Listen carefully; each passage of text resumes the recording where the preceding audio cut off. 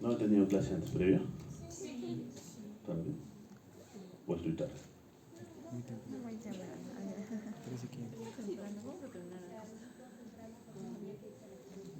Ah, ya, vaya. Me hubieran avisado. Buenas tardes con todos. Mi nombre es Alberto Piero Sansumira, soy médico ginecólogo del Hospital Antonio Delgado. Hoy vamos a hablar sobre el puerperio patológico. ¿Listo?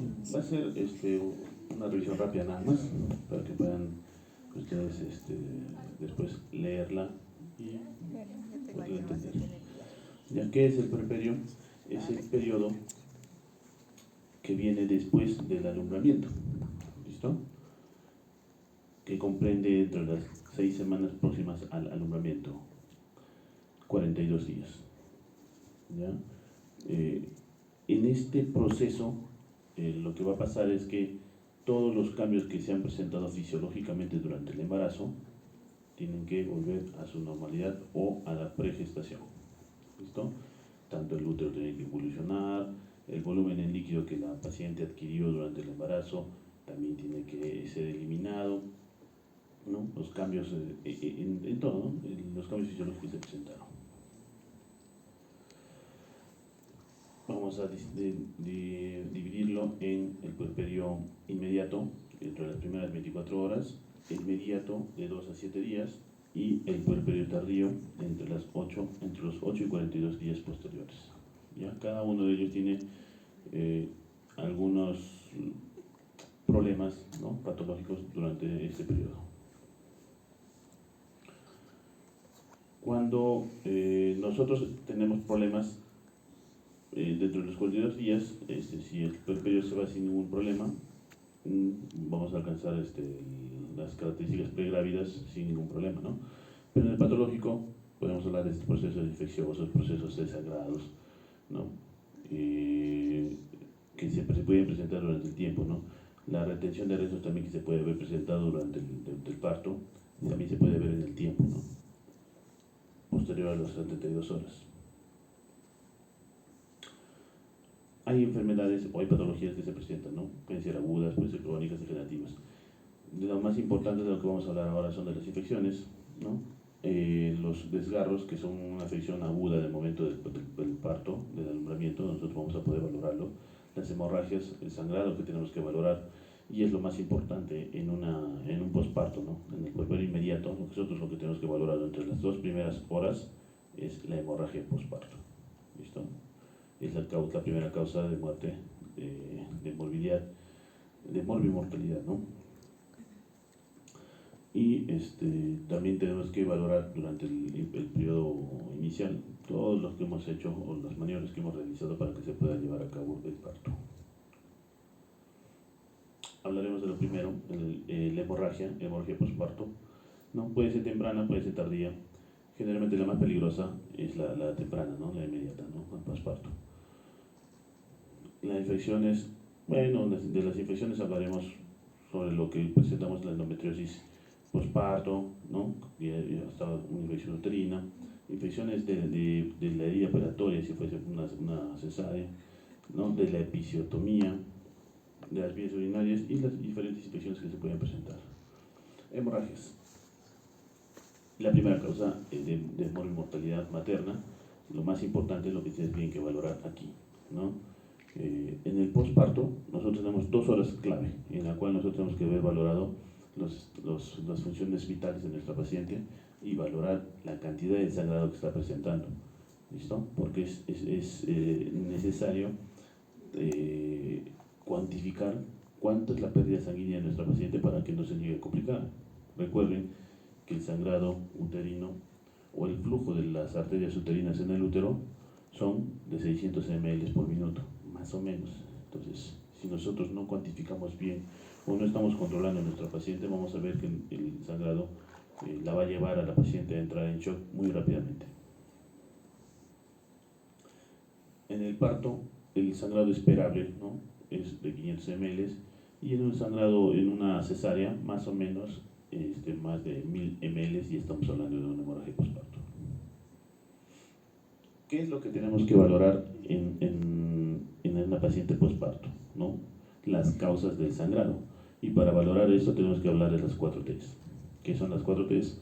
Hablamos del tono, ¿no? Del tono uterino, hablamos del tejido, del trauma o lesiones que se presentan y la trombina. Son las 4 T's importantes. Vamos a ir hablando de cada una. El tono.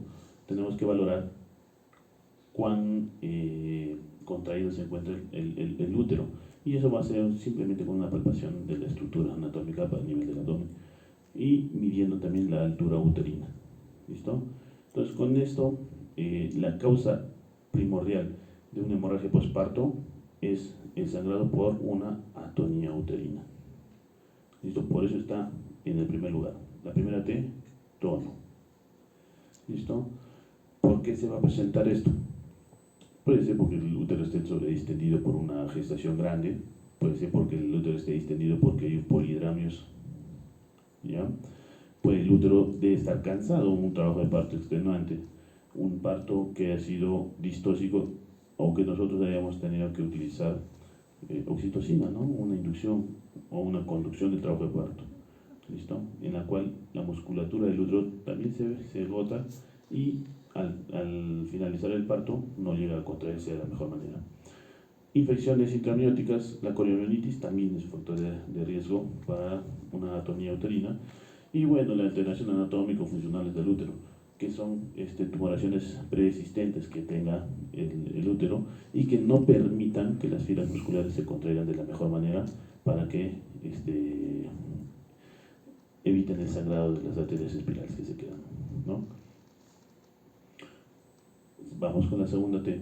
La segunda T, hablamos de tejido, ¿no? La retención de tejidos placentarios. Generalmente se quedan cotiledones, ¿no? De una placenta, generalmente la subcenturiata, que tienen un lóbulo o un lóbulo accesorio, ¿no?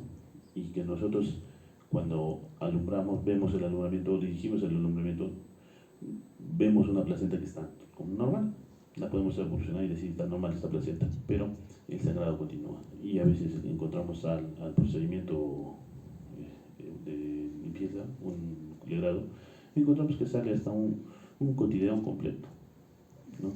Entonces, la presencia de tejidos, o que la placenta no salga adecuadamente, o presencia de desprendimientos anómalos, acretismos que lleguen a dejar el tejido ahí en la placenta y empieza el sangradito, ¿no?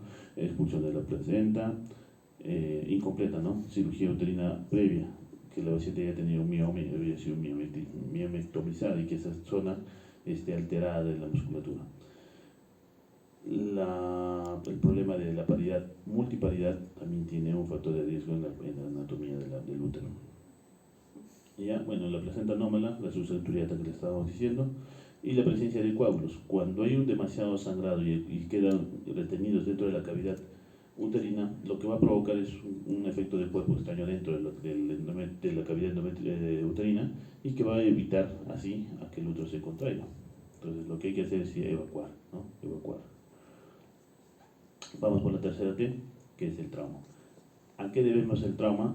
A toda aquella lesión que se presente dentro del canal del parto. Ya llámese una ruptura de la sección del segmento uterino, ¿no? De una cesárea previa, a la lesión del cervix, ¿no? Por una dilatación que no ha sido adecuada y un expulsivo, digamos, un periodo expulsivo rápido, ¿no? Que no ha sido controlado de la mejor manera. Y otro que es la inversión del útero.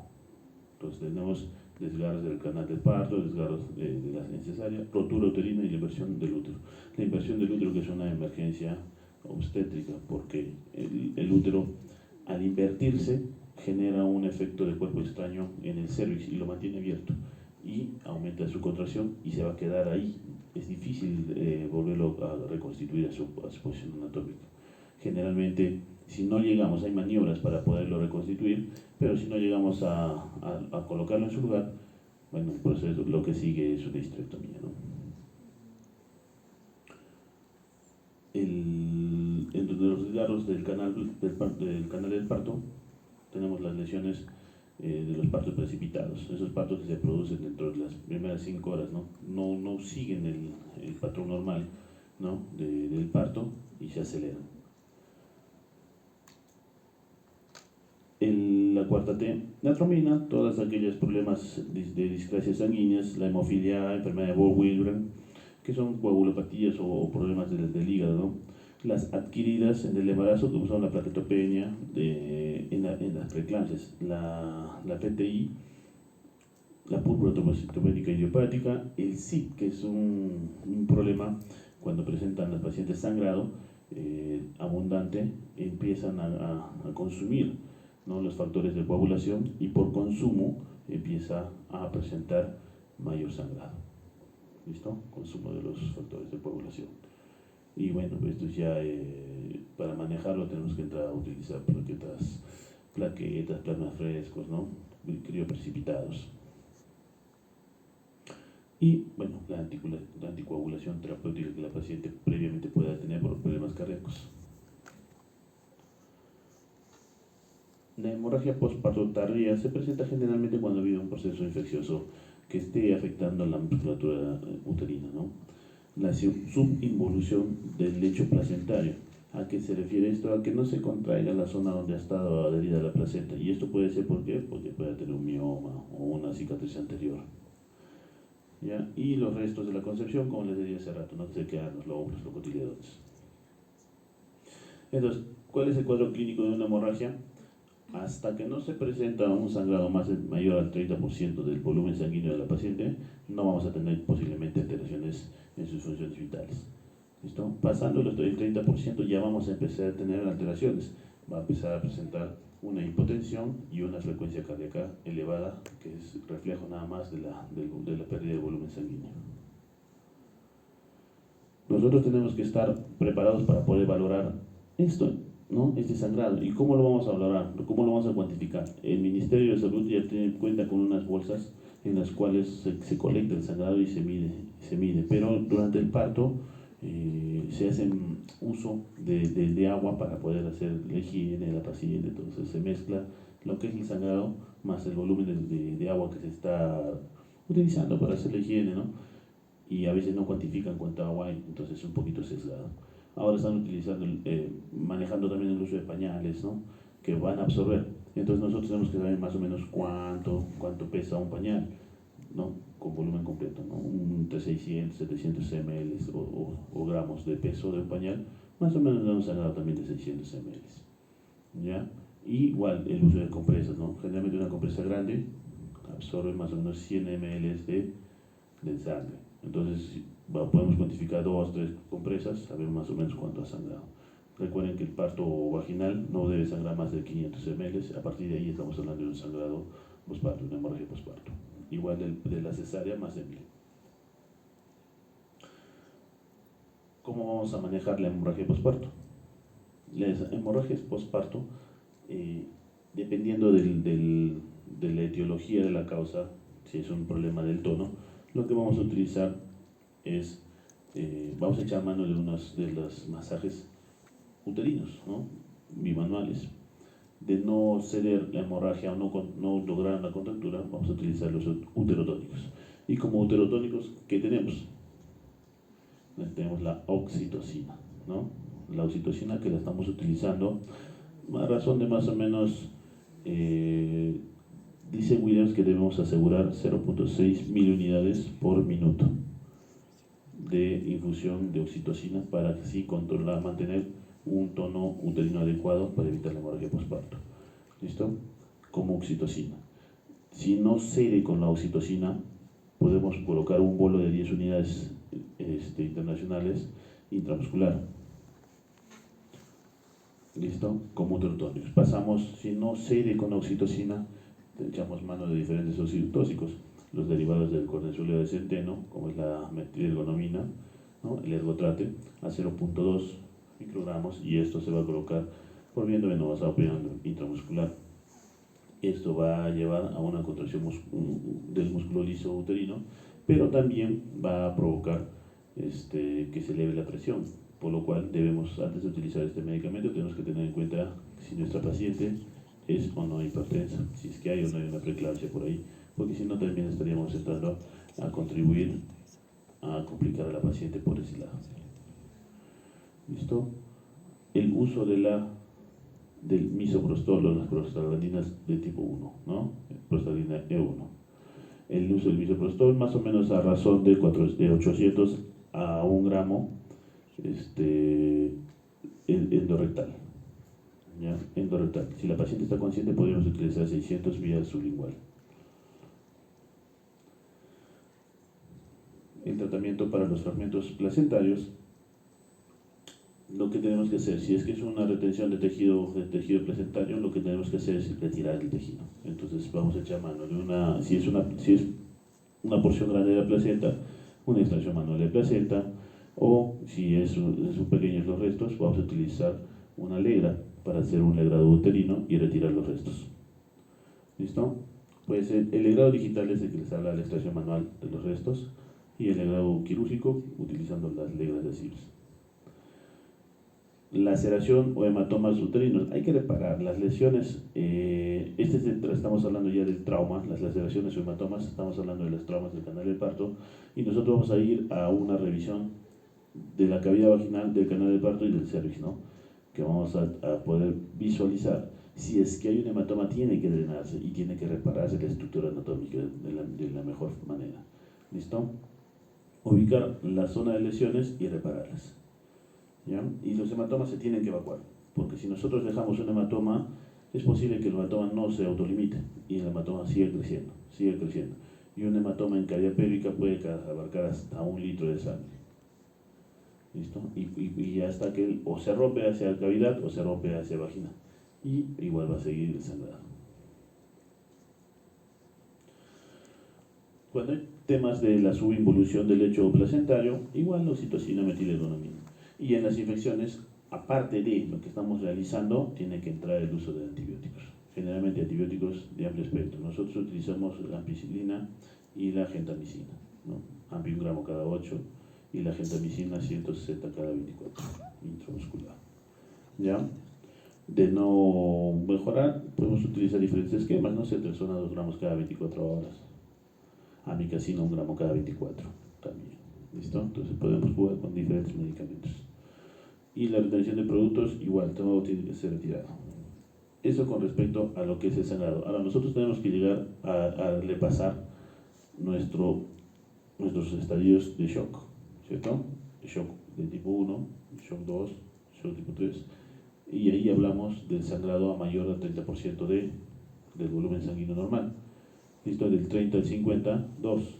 Del 50 al 73 y para adelante el 4. ¿Listo? ¿Y cuál es el mejor manejo de un sangrado postparto? Es analizar y encontrar la causa y reponer el volumen sanguíneo perdido. Entonces, nosotros tenemos que utilizar un manejo o activar lo que es la clave roja. ¿Listo? La clave roja es solamente un protocolo que nos indica a nosotros el paso a paso de las acciones que vamos a tomar. Y ustedes como médicos van a ser la cabeza de todo ese sistema operativo.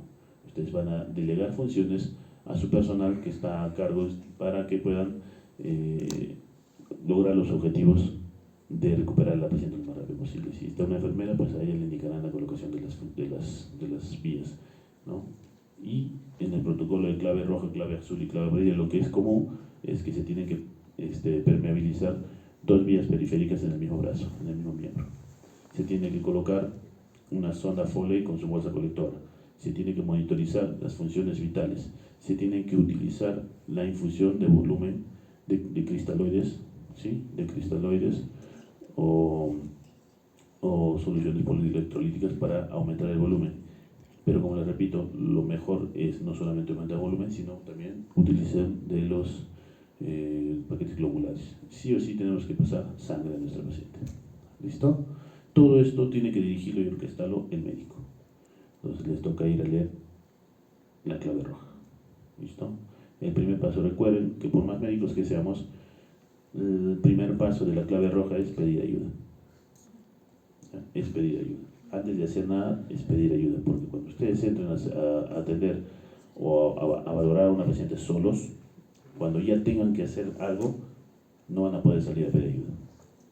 Entonces, pidan ayuda primero y ustedes dirigen todo lo demás. ¿Listo? Infecciones. Las infecciones en el periodo puerperal pueden ser por zonas inflamatorias, sépticas en la zona generalizada, o puede ser una lesión, puede ser una infección generalizada, podemos estar hablando ya de sepsis. ¿Ya? Generalmente una sobreinfección de las heridas que se puedan presentar, generalmente son tardías. Las infecciones del puerperio se presentan después de las 72 horas, ¿no? A menos de que ya tenga una infección previa, ¿no? Una coriamnionitis allá, entonces esta paciente ya debe estar con antibióticos desde antes. Pero una infección de nuevo, generalmente después de las 72 horas. ¿Cómo voy a darme cuenta? La paciente va a empezar a presentar picos febriles por las tardes o vespertinos, ¿no? De más de 38 grados centígrados. Repito, después de las 24, de las 72 horas, generalmente.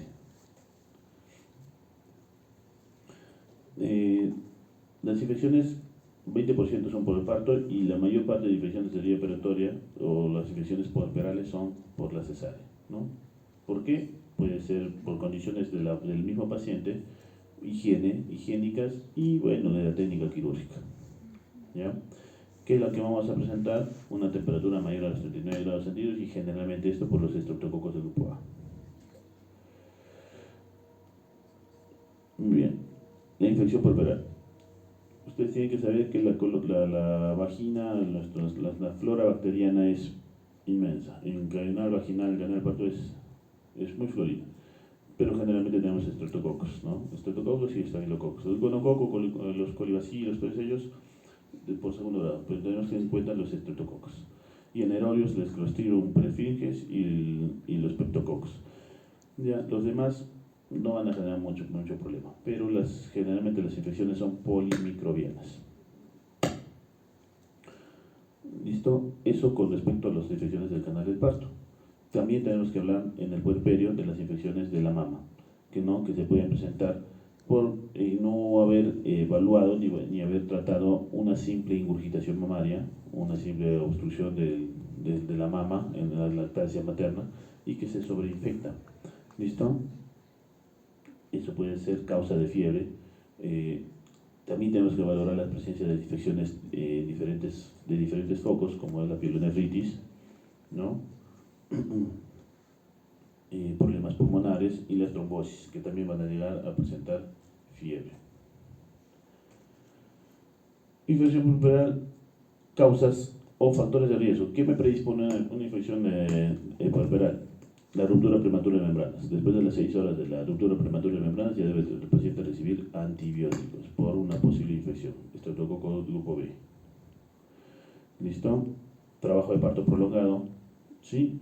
En el cual nosotros va unido al tacto vaginal reiterado. ¿Por qué? Porque generalmente el parto está mucho tiempo, y la evaluación de cada médico la hace muy seguida, y esto condiciona un cambio de la flora bacteriana y posiblemente la infección, ¿no? Obviamente el descuido de las reglas higiénicas, las heridas y escoriaciones abiertas en vagina. La misma episiotomía es una de las heridas, un factor de riesgo de infección del canal del parto.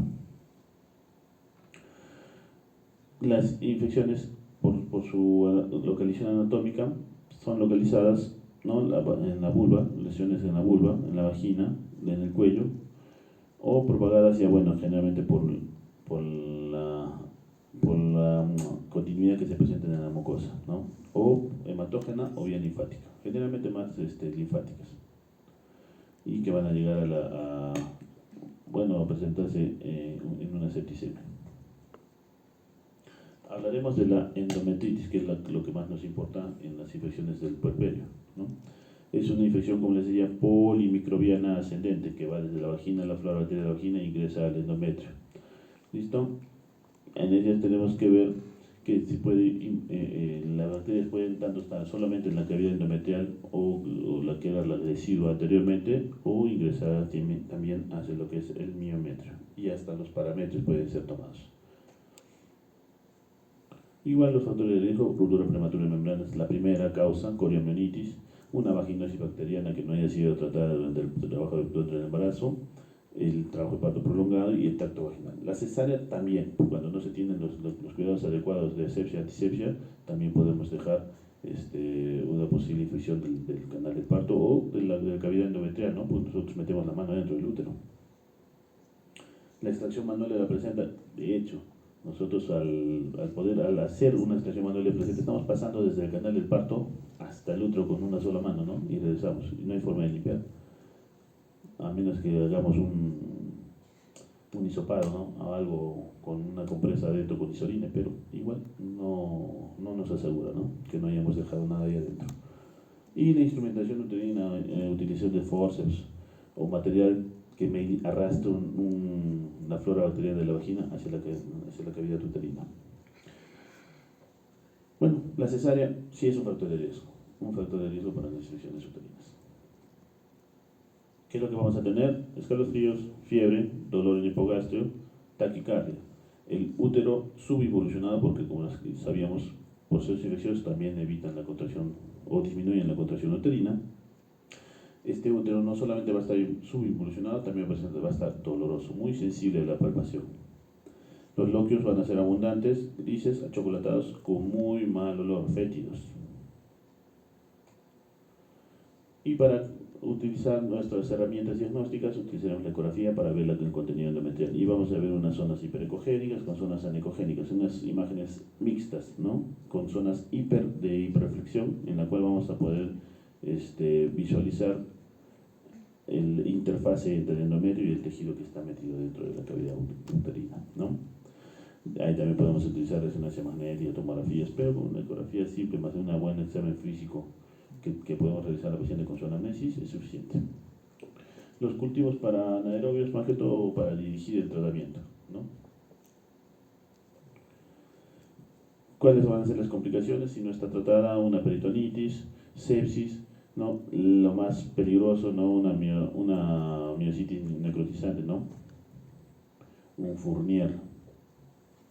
Las fístulas, tromboflebitis, abscesos pélvicos, síndromes adrenciales severos que se pueden presentar por inflamación en cavidad pélvica, la obstrucción tubárica y la infertilidad, ¿no?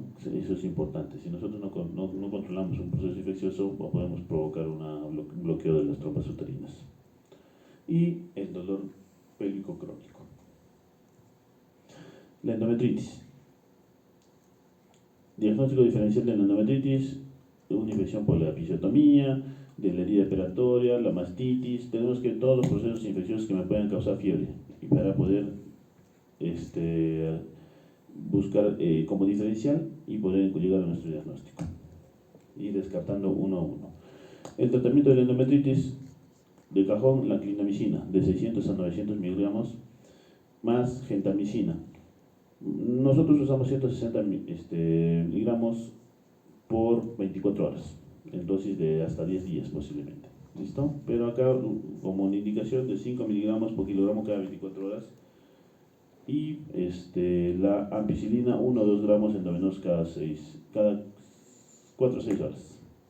Nosotros usamos 1 gramo cada 8. Pero en la guía está así. La ceftriaxona, 2 gramos en segundo esquema, 2 gramos endovenoso cada 24 horas, más amicacina de 500 cada 12. Podríamos usar 1 gramo cada 24. Y el metronidazol de 500 miligramos endovenoso cada 8 horas. O sea, es un cóctel que agarra para todos los bichos que podemos encontrar, ¿no? Y obviamente, si hay restos en cavidad endometrial, hay que evacuarlos, ¿no? Un legrado uterino evacuatorio. Se evacúa, se retira, igual que los abscesos, se drenan y se dan antibióticos. Y con eso debe curar. Complicaciones, bueno, nomás, ¿no? Las complicaciones de la infección de la herida operatoria, de licencia de la herida operatoria, la fascitis necrotizante, es terrible, ¿no? Es una de las complicaciones más severas de las infecciones. Los parametrios, el flema parametrial, absceso pélvico y la trombofilia séptica. Hay que ver, en la curación de la herida es lo importante. Generalmente la herida postoperatoria que ha sido bien tratada, 24 horas después de la operación, la herida está herméticamente cerrada. No hay necesidad de cubrirla, de lavar y volver a cubrirla cada rato, ¿no? Son solamente postoperatorio 24 horas y puede mandarse a la paciente sin cobertura. Pero las pacientes acá en nuestro medio tienen miedo, ¿no? Que si las mandas sin gasa, se van a infectar. Entonces hay que cubrirlas. Y ellas, esa gasa que les pusiste hoy día, al control de 7 días vienen con la misma gasa. Entonces, se infectó. Y si son gorditas, son obesas, la falda de la barriguita cuelga sobre la herida, hace de que la herida supure, hace que la herida sude y proliferen las bacterias y infección de la vía respiratoria. ¿Ya? Más que todo por no saberla controlar adecuadamente. Bueno, la fascitis necrotizante que es rara, ¿no? Y es terrible, ¿no? Pacientes diabéticas generalmente, o que tengan alguna inmunosupresión por algún problema autoinmune, o inmunosupresión por los mismos medicamentos que se estén utilizando, ¿ya? ¿Qué hay que hacer en ella? Debilidad la zona de lesión y cubrir con antibióticos. La imagen de la fascitis necrotizante. El descarte mamario en el puerperio para poder evaluar si es que hay infecciones o solamente una congestión mamaria, ¿no? Las grietas o fisuras del pezón es importante. Todas las pacientes primarizas o bueno, los primeros días del posparto presentan esta patología y las pacientes van a venir a nosotros consultando qué es lo que pasa, ¿no? Que tienen lesiones en el pezón, se agrietó o la areola. Entonces, generalmente son superficiales, ¿no? No llegan hasta la dermis. Hay dolor y el dolor en la lactancia es intenso, duele demasiado. Lo que hay que hacer solamente son colocación de apósitos con soluciones asépticas, ¿no? Antisépticas y pomadas cicatrizantes, generalmente con vitamina A, para ayudar a la generación de los tejidos. Una buena limpieza, una buena higiene de la mama. Esto no contraindica la lactancia. Esto debe continuar la lactancia. ¿Por qué se producen las lesiones, las fisuras? Por un mal agarre del bebé, del producto. No está agarrando de la mejor manera, ¿no? Aquí vemos como la punta de la nariz del bebito, en la nariz hay, ¿no? Está la apertura para que pueda ingresar el flujo de aire, está cogiendo casi la mayor parte del areola mamaria, el pezón está completamente dentro, ¿no? Un buen agarre. Y eso vamos a enseñar. Nosotros también tenemos que enseñar a cómo se debe sujetar al bebé para que pueda lactar. Importantísimo. Porque la lactancia es importante, ¿no? La lactancia materna es importante hasta 6 meses, ¿no? Entonces justo ahora el hospital está en eso, ¿no? Es un hospital amigo de la lactancia, del niño, de la niña y de la madre. Entonces hay que procurar enseñar estas cosas. Mastitis, es la inflamación de la mama. Ahora, esta inflamación, si le agregamos una bacteria, va a llegar hasta posiblemente a un absceso mamario. Aparece generalmente entre la segunda y tercera semana del puerperio, en las primíparas mayormente, ¿ya? Y los gérmenes generalmente son de las grietas que se presentaron hacia la fisura del pezón y por entran los linfáticos e infectan los lóbulos mamarios. El más importante, el estafilococo dorado. ¿Listo? Entonces, una mastitis nuestro tratamiento debe ir dirigido a él, como tratamiento empírico, ¿no? De ahí el estafilococo epidemides, los piógenos y la E. coli. Lo que vamos a visualizar es un flemón subareolar, que se mira, es visible, ¿no? Es visible en la exploración, ¿no? El flemón, la contaminación se localiza en el tejido celular de la areola, la mastitis intersticial, que ya está en la glándula misma, la invasión llega hasta el tejido conjuntivo interglandular, los conductos galactóforos, que también se pueden infectar, y bueno, cuando ya todo el parénquima, llega hasta los acinos glandulares. De igual manera, así encontremos esto, la lactancia no se debe dejar de dar lactar. ¿Listo? Síntomas: la mama se pone dura, la piel cambia, brillosa, ¿listo? Hay dolor, tumor, dolor, calor y enrojecimiento de la mama, ¿no? Son las 4 cosas que nosotros vamos a valorar. Y si a eso le sumamos zonas fluctuantes, estamos hablando ya de abscesos. La fiebre de una mastitis, más de 39 grados centígrados, con presencia de escalofríos, y bueno, la afectación glandular de la mama que está dolorosa, también está presente, ¿no? La paciente empieza a sentir tumoraciones en la axila dolorosas a la palpación. Podemos visualizar la diferencia en coloración de ambas mamas. Y la mastitis, si no es bien tratada, no se controla, no se cubre con antibióticos adecuadamente, va a llegar a la colección y es un absceso mamario, que durante la lactancia no es lo mejor, ¿no? O sea, si llegamos a un absceso, para que se cure esa herida es difícil. Es difícil, ¿por qué? Porque vamos a tener que curar, y va a tener secreción láctea. A veces llega la secreción láctea en la zona de herida y eso va a evitar de que nosotros podamos curarla adecuadamente. Es más, a veces afrontamos la herida y se revienta justamente por ingurgitación mamaria. No debemos dejar de dar de lactar al producto. Hay que extraer la leche para evitar también las complicaciones. O sea, sí se debe propiciar la lactancia aún en estos cuadros. El uso de antibióticos empíricos, ya sabemos, el estafilococo dorado es la primera causa. Y aquí vamos a observar, utilizando la ecografía, ¿no? Las zonas donde, como vemos acá, zonas de colección, el parénquima que está hiperecogénico, que está inflamatorio, con zonas anecogénicas que son de colección líquida y heterogéneas, ¿no? Donde hay más detritus del absceso, de la lesión, ¿no? Y acá miren cómo está, hasta se nota ya como una caverna de la zona de lesión, ¿no? El parénquima todo inflamatorio. Tratamiento, medidas higiénico-dietéticas, los sintomáticos analgésicos para calmar el dolor y la antibiótico-terapia. Para el estafilococo dorado y para las partes blandas, el primer antibiótico, la elección es la dicloxacilina de 500 miligramos, cada 6 horas por unos 10 días si queremos. ¿Listo? Para partes blandas, las oxacilinas llegan muy bien. La dicloxacilina es una de ellas. Podemos utilizar otro esquema, la amoxicilina más ácido clavulánico. Podemos hacer de 500 cada 8 horas o de 875 cada 12 horas vía oral, ¿no? El ciprofloxacin no tanto porque pasa por leche materna y este va a afectar, se va a depositar en el cartílago de crecimiento de nuestro bebé, ¿no? Y podemos afectar el crecimiento, el desarrollo y crecimiento del bebé. Tanto la esquinola no, pero también está dentro de los esquemas. La eritromicina, clindamicina, sí, si es que fueran alérgicos a los que son betalactámicos, ¿no? O alérgicos a los antibióticos de elección. Y la cloxacilina, una oxacilina de preferencia es el tratamiento de elección vía endovenosa o intramuscular, cada 6 horas por 2 a 3 días. El absceso, tratamiento de un absceso es drenar. Tras absceso drenado, absceso curado. Se drena, se cura y se cura con antibióticos. ¿Listo?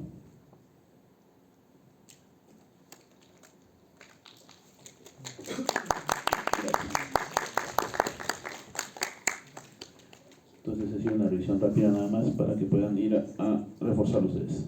Gracias, jóvenes.